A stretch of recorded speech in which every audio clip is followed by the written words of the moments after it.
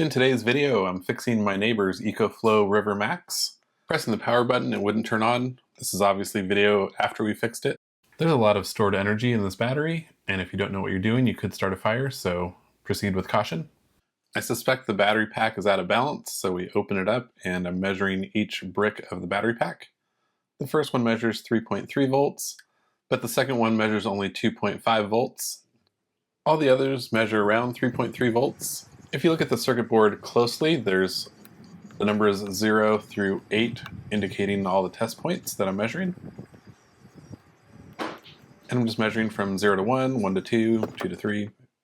So the battery between terminal 1 and 2 is the one that's low, and here I'm hooking up a 4-volt power supply to charge just that one group of cells. I spent about 3 minutes charging at 5 amps to bring the cell up, and now it matches the other groups at 3.3 volts.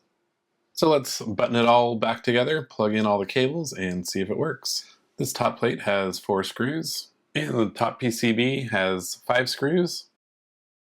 I'm plugging in all the cables, starting with the signal cables, and that large yellow cable marked J6 I'm saving for the end. This is the first time this battery has turned on. Boom. Fixed. It's at 0%. Let's see if we can plug it in. So I'm plugging it in right now. We heard a relay click and it started charging. I suspect this battery sat unplugged for too long and the state of charge dropped below 0, where it couldn't recover after that. Initially it was only charging around 30 watts, but this went up the more it charged. In case you missed where the screws go, these are the 5 screws.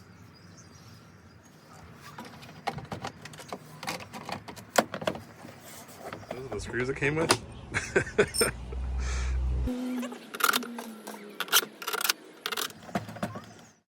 This is the additional battery that bolts onto the bottom of the EcoFlow River Max. The battery arrangement and PCB look exactly the same, and I'm going through all the test points like we did before to make sure the pack is balanced. Everything checks out okay, so we're going to go ahead and bolt this on to the bottom of the main unit and see if it works.